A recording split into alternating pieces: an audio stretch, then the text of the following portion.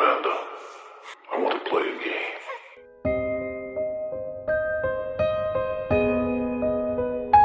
Hey horror freaks, welcome back to my channel. My name is Amanda. So you can see from the title, today's video is going to be my full review with spoilers of Stop Motion. Now, my original plan for this video was doing a review of In a Violent Nature that is now playing in theaters. But my local theater decided at the last minute to withdraw the film from the releases of this week. This is not the first time that it has happened. This is a situation that is pissing me off. It's not the first time that they promote a film that is coming and on the day that it's supposed to get released, poof, it just vanishes from the website and they just say like, hey, no, we're not going to be releasing this. That's not the first time. So, because I had a hunch that this was going to happen, I had a plan B, that is today's video, that is my review of Stop Motion. The film actually came out in February, but because the film is coming today to Shudder, that's why I was able to watch it. So that's what we're going to be doing today. Now, as always, all my reviews are with spoilers. If you don't want them just to see if this was worth it or not, on the description box down below, there you're going to find my spoiler-free review because I like to give you guys the two options. And given that quick disclaimer, let's get into the video. Now, a Stop Motion follows a stop-motion animator that struggles to control her demons after the loss of her overbearing mother. Now, to give a brief summary of the story, the film follows Ella. Her mother is a stop-motion animator, but because she has arthritis, she cannot manipulate the puppets, meaning that Ella has to do it. We quickly see that the relationship that they have is not a good one. She even calls her daughter Puppet, and she screams at her, and she doesn't treat her too well and overworks her. So we see that the relationship is not good. And right at the beginning, her mother suffers a stroke, so she ends in a coma on the hospital. Ella's boyfriend, he offers her to them to stay on his place and to get a place for her to continue her mother's film. She rents a studio apartment, but on the building she meets a little girl. The little girl gets intrigued by what Ella is doing, and the girl says that that sounds boring, and she instead starts telling her the story of a little girl that is on the woods, and she asks to Ella to do the puppet with wax because it's going to look more realistic. Ella decides to do that instead of continuing her mother's film. She destroys the set, she does another whole thing, and she does the doll with the wax. The girl appears on the next day, but she says that the doll doesn't look realistic. Ella explains to her that it's not supposed to look realistic, but she goes to the fridge, she gets a piece of raw meat, and she says to Ella that you're going to use this. A little bit disgusting, I am not gonna lie.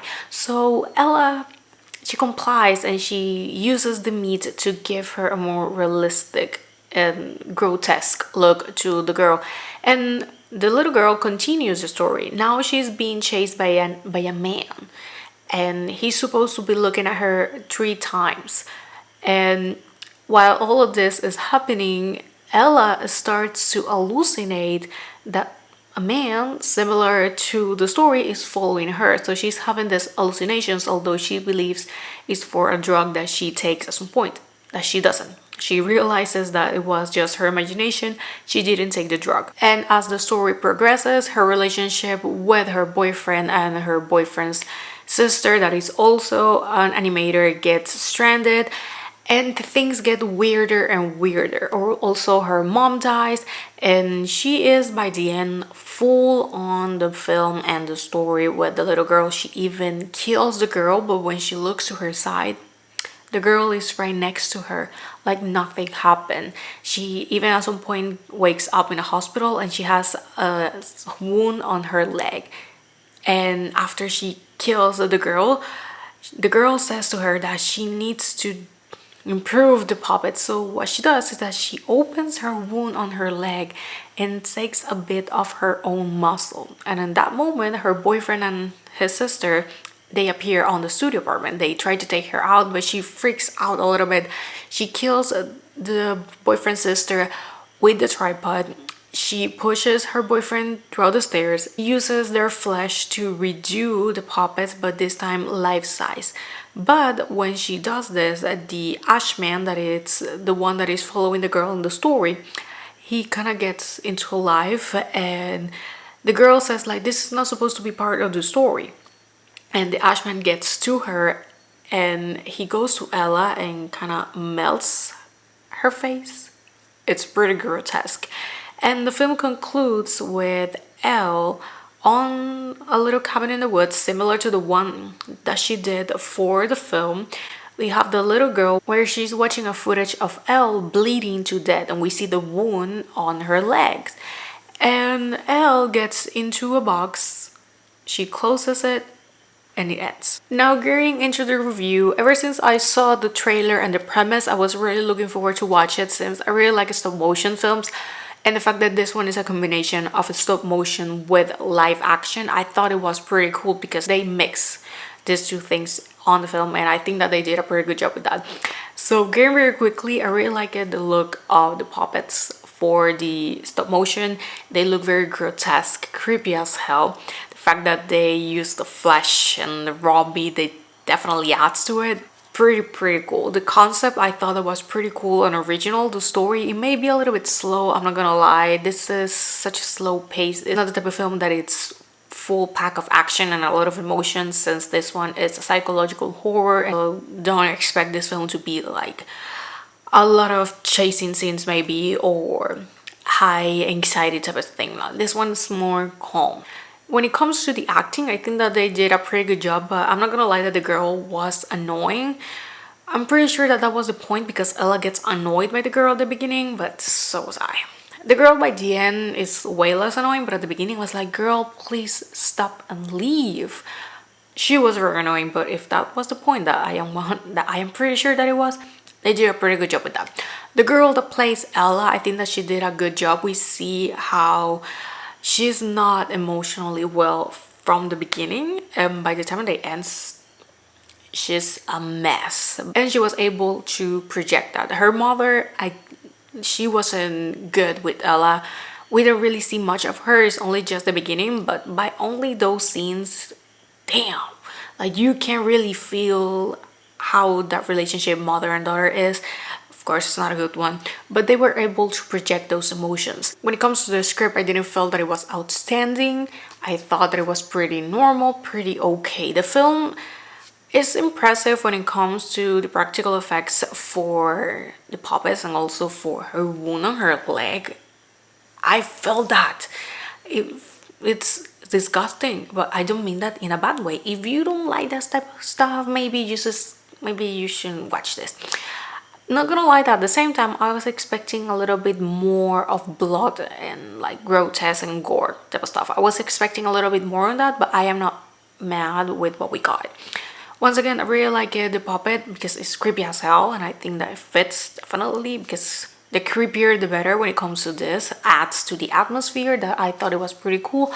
The only thing is that, at least for me, it was a little bit predictable. From the moment that I saw the girl and how things were playing, I knew that she was part of her imagination, because I kind of feel that this leaves a little bit for the viewer's interpretation, but at the same time it's like, nah, it's kind of obvious, and the whole point that the girl is part of her imagination as a result of her trauma and dealing with her mother, because the girl is doing the same thing as her mother is, leading her and treating her as a puppet to do a story. So it was definitely part of her imagination. What I would have liked to see was something similar to The Uninvited, that the film, this is a spoiler, everything happens in Anna's imagination, and her sister Alex has been dead the whole film, but we don't know that until the end, that we see scenes with her, but this time without her, so we know how they actually played.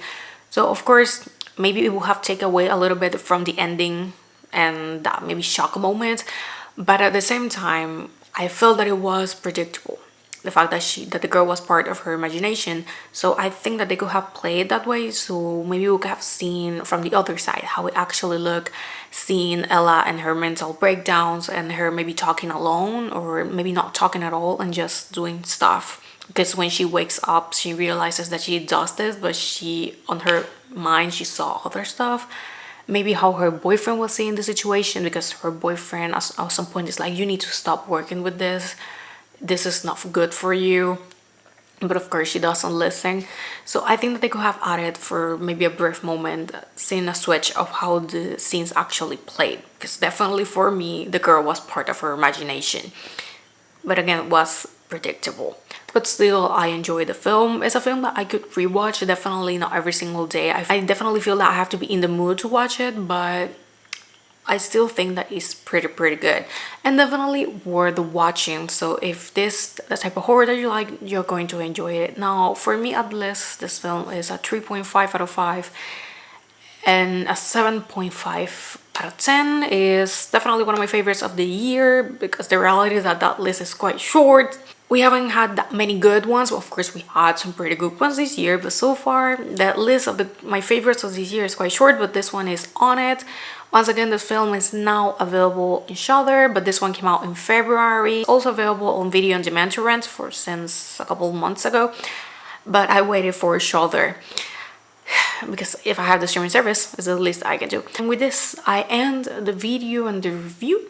Thank you so much for watching. Let me know down below if you have watched this, what are your thoughts. Thank you so much for watching, and I will see you guys on my next video. Bye. Game over.